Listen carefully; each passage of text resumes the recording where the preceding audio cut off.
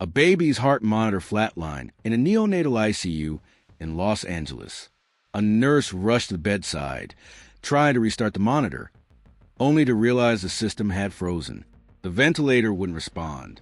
The electronic records had vanished. Somewhere across the world, a man stared at a screen, watching it all unfold, silent, calculated, and cold. He hadn't touched a gun. He didn't plant a bomb. But 3 people would die before the sun came up. His weapon? A keyboard. This isn't fiction. It happened, and almost no one talks about it. In October 2020, as the United States battled the peak of the COVID-19 pandemic, another war began, one the public couldn't see. Over 300 hospitals and medical facilities across the country were suddenly hit by a coordinated ransomware attack. Critical systems crashed. Patient files became unreadable. Digital ventilators and ICU dashboards stopped working mid-shift. It began in Vermont. Hospital staff reported systems locking up, their screens displaying a single chilling message. If you want to save them, pay the price. Within hours, the attack spread to New York, California, Texas, and Florida. No region was safe. Nurses scrambled to use pen and paper. Doctors tried to recall dosages from memory. In Chicago, a woman undergoing emergency surgery died when a hospital's anesthesia system failed mid-procedure. In Alabama, a 9-year-old boy named Tyler, battling leukemia, died after his treatment was delayed for 4 days. Lab test results that could have saved his life were encrypted, locked behind a digital wall. The attacker didn't want money. Not really. There were no negotiations. No mercy. Only chaos. The FBI traced a ransomware to a custom version of Ryuk, a malware strain typically used by organized cybercrime gangs. But this variant was different, smarter, more surgical. It bypassed firewalls designed specifically to protect hospitals. It attacked backup systems first, then patient databases, then life support integrations. It was designed to hurt. Behind it all was a man known only on the dark web as Void Reaper. Authorities later identified him as Victor K., a 27-year-old from Eastern Europe. By day, he was a freelance coder. By night, he was engineering one of the most devastating cyber attacks on U.S. soil. He never entered a hospital, never touched a patient, but he watched news coverage of his attack unfold live. He even posted anonymously on a dark web forum during the peak of the crisis, writing, "They call it ransomware. I call it evolution. Hospitals are weak links. This is natural selection with code." Void Reaper had no known ties to terrorist groups, no manifesto, no motive. He didn't even collect the ransom he demanded. The malware had a built-in kill switch to wipe systems clean if anyone tried to trace it. This wasn't about profit. It was about power and destruction. Kayla Hughes, the mother of young Tyler in Alabama, spoke to local news outlets days later.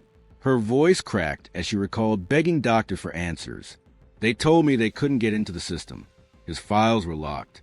They were waiting on data to know what chemo to use. But it never came. We lost 4 days. We lost him." In Los Angeles, baby Liam, only 2 weeks old, died of respiratory failure when his digital ventilator failed. The hospital later confirmed that the backup system had also been compromised by the attack. The staff tried to operate manually, but it was too late. A hospital CEO in New York described the event with tears in his eyes. "We thought the virus was our biggest threat. Then came this invisible killer, someone we couldn't see, couldn't fight, couldn't even understand." The FBI launched a multi-agency operation called Dark Pulse, teaming up with the NSA, Interpol, and leading cybersecurity firms. They traced the malware back to a command and control server in Moldova, hidden behind layers of encryption and relay networks. What they found was worse than anyone expected. Void Reaper had created a self-operating attack engine, an AI-powered malware tool capable of launching autonomous attacks across hundreds of hospital networks without any additional input. It was like setting a fire in 300 buildings at once, and then locking all the fire exits. Just before authorities moved in to arrest him, Void Reaper disappeared. His servers were wiped. His crypto wallets emptied. His passport trail vanished. It was as if he'd never existed. The U.S. government declared him a cyber terrorist, but there was no one to punish. No country is willing to extradite. No clear way to stop a man who had already vanished into the web. And then, just when the world tried to move on, something else happened. 2 months later, 52 retirement homes in Florida were hit by a near-identical ransomware variant. Same coding signature, same message. If you want to save them, pay the price. But this time, something was different. The FBI noticed new IP addresses, ones tied to known Chinese and Iranian cybercrime groups. It wasn't just Void Reaper anymore. It looked like someone else had picked up where he left off. Or maybe he had help all along. 2 months had passed since Void Reaper vanished. The FBI had no fingerprints, no IP trail, no ransom collected. Most assumed he had gone dead, imprisoned, or retired. But they were wrong. In early 2021, a wave of coordinated cyber attacks hit 52 retirement homes across Florida. This time, the targets weren't hospitals filled with young doctors and sophisticated tech. They were underfunded elderly care facilities barely hanging on after the pandemic. Patient data was encrypted. Heating systems failed. Surveillance cameras blacked out. Some facilities lost access to digital medication dispensers, meaning elderly residents didn't get their heart meds, insulin, or dementia treatments for days. 7 residents died. At first, authorities thought it was a copycat until they saw the code. It wasn't just similar to Void Reaper's Ryuk variant. It was his code, just modified slightly smarter, faster, harder to trace. And the signature was back. If you want to save them, pay the price. But this time, Void Reaper wasn't alone. The FBI's Cyber Task Force noticed a pattern in the malware's behavior. Certain modules, especially the data exfiltration scripts, had hallmarks of Chinese state-sponsored groups. Others bore the silent fingerprint of Iranian botnet networks. It wasn't just a lone wolf anymore. This was starting to look like a digital alliance, a syndicate of state-backed hackers repurposing Void Reaper's tech for something even bigger. And then came the leak.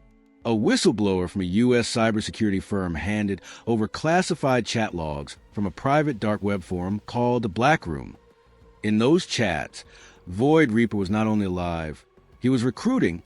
He spoke about a test phase in Stage 2. One message stood out. Hospitals were the beginning. Infrastructure is the war. He wasn't finished. He was just warming up. In March 2021, a mid-sized city in Pennsylvania, Greensboro, experienced a sudden power grid failure. At first, officials blamed a freak winter storm, but internal logs revealed something chilling. Before the blackout, city computers received a strange zip file disguised as a federal weather update. It contained code that silently disabled backup generators, shut down water treatment sensors, and scrambled 911 dispatch systems. The city was dark for 6 hours. In that time, 11 fires broke out. 23 emergency calls went unanswered.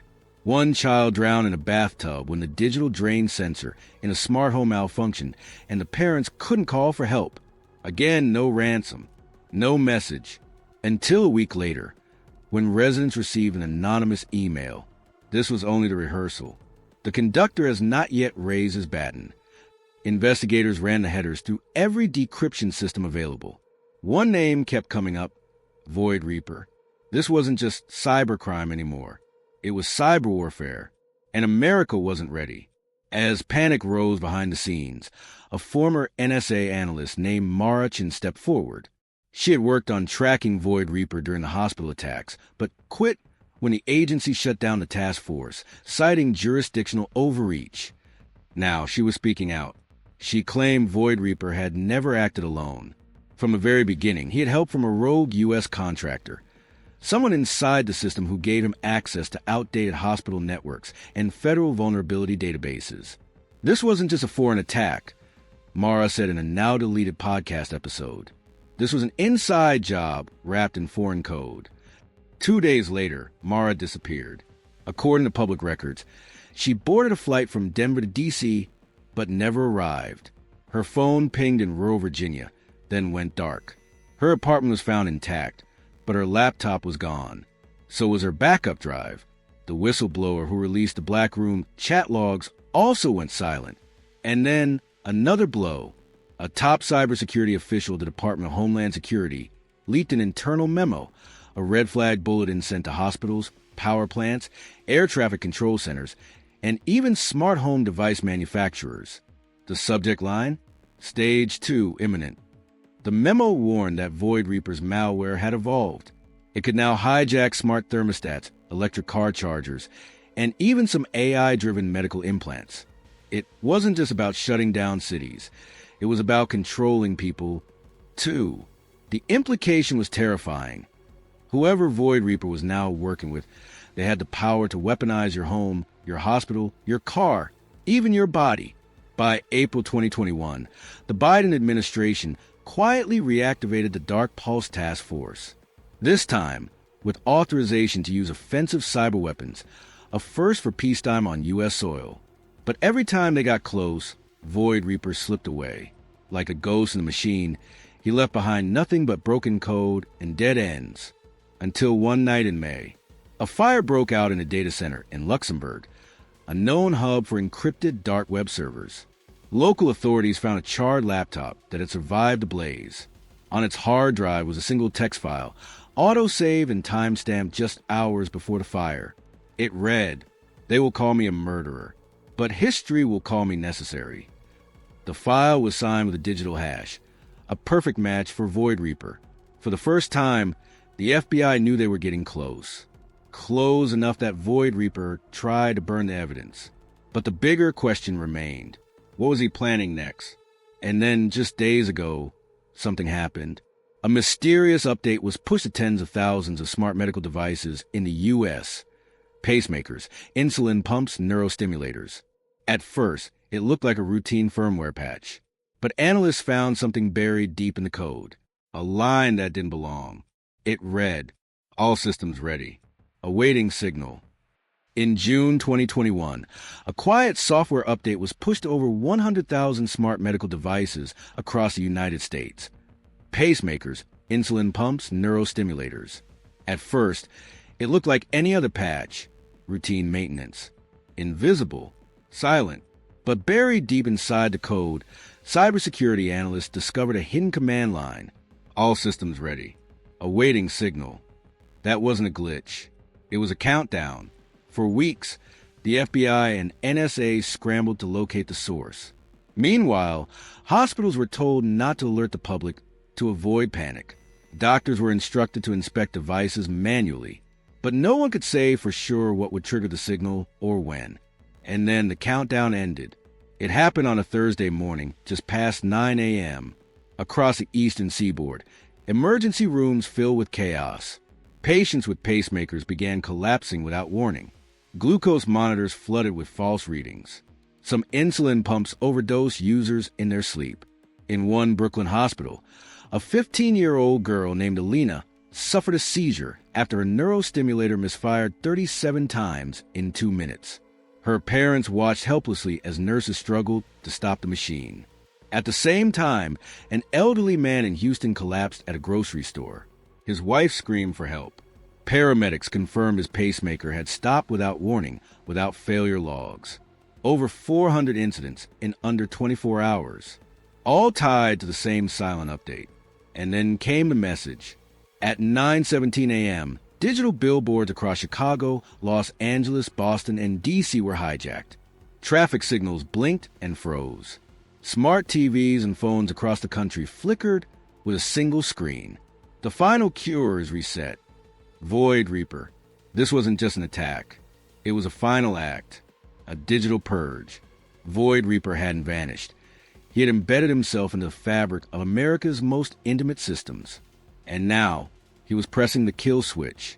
The FBI activated the emergency protocol, codenamed Ashevale, shutting down wide sections of the U.S. internet backbone to stop the malware from spreading further. Airports grounded planes. Smart grids disconnected from the cloud. Hospitals were forced to go offline completely. Nurses worked by flashlight. Surgeons operated using printed guides. For 48 hours, it was like the country had slipped back into 1994. But it worked. The kill switch failed to spread beyond the initial wave. And just like that, Void Reaper was silent again. Then, almost by accident, They found him. It wasn't a tech breakthrough. It wasn't a brilliant trace. There was a power outage in a forgotten village near Cluj, Romania. Locals had complained about power fluctuations for weeks. When utility workers investigated, they followed an illegal cable buried under a crumbling barn on the edge of town. What they found stunned them. Beneath a false floor in the barn was a steel hatch, locked from the inside. When police forced it open, they descended into a concrete bunker buzzing with heat. Dozens of servers hummed in the dark. Cables snaked like veins along the walls. In the center of the room, surrounded by screens, was a single man, his back turned to the door. He didn't flinch. He didn't reach for a weapon. He simply paused whatever he was doing, raised his hand slowly, and whispered in English, "Took you long enough." They identified him on site, Nikolai Veklov, age 28, a dropout from a former Soviet military academy turned freelance coder. Facial recognition confirmed he was Void Reaper. He'd been on the FBI's red notice list for over a year. His hands were trembling. His fingernails were black with burns. He hadn't left the bunker in months. One side of his laptop was melted, possibly from overheating or failed sabotage. When Romanian SWAT officers surrounded him, Nikolai turned around, smiled faintly, and said, "They said no one could catch a ghost." He didn't resist. They handcuffed him, walked him out of the underground room barefoot and silent, and took him into custody while federal agents watched the live stream in disbelief. But that wasn't all. Inside the bunker, authorities discovered a second workstation, active, encrypted, and remotely accessed just days earlier. Logs showed traffic bouncing between Iran, North Korea, and China. Whoever had been working with Void Reaper was still out there, and they were more than just students or mercenaries. They were professionals. Nikolai was flown to a secret detention facility, questioned by U.S. and EU cybercrime agents. He gave them nothing, except one sentence they still don't fully understand. "I lit the fire, but I'm not the one holding the match now." That was the last time he spoke. He now sits in an undisclosed facility under maximum digital isolation.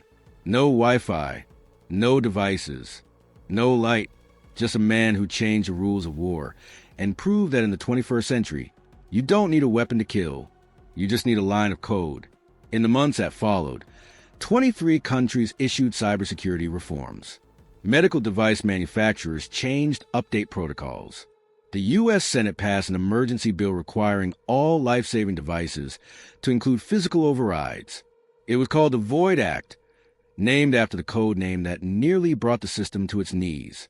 But for the families of the victims, no update can undo the damage. Kayla Hughes, whose 9-year-old son Tyler died in the first hospital wave, spoke at a hearing. He didn't die from cancer. He died from a keyboard. And we let it happen because we never believed code could kill. In her hand, she held a framed photo of Tyler, smiling, hopeful, gone too soon. That photo now sits in the cybersecurity war room of the Pentagon. A reminder, a warning, and maybe a promise. Void Reaper is in custody.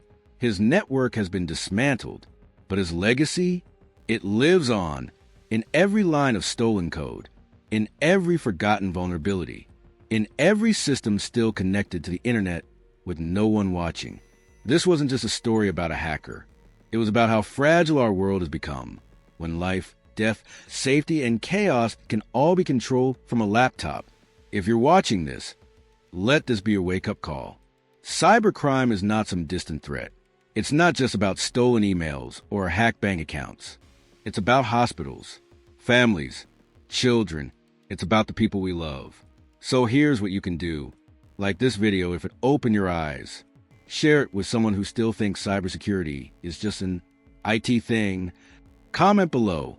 How safe do you feel, knowing your life could be tied to a device connected to the web? And most importantly, subscribe to BYTE CRIMES. This channel is dedicated to uncovering the invisible wars of the internet. The stories the news won't tell you, and the dangers are already in your home. New episodes, real cases, no fluff, just the raw, unfiltered truth behind cybercrime in America. BYTE CRIMES. The war isn't over. It's just gone digital.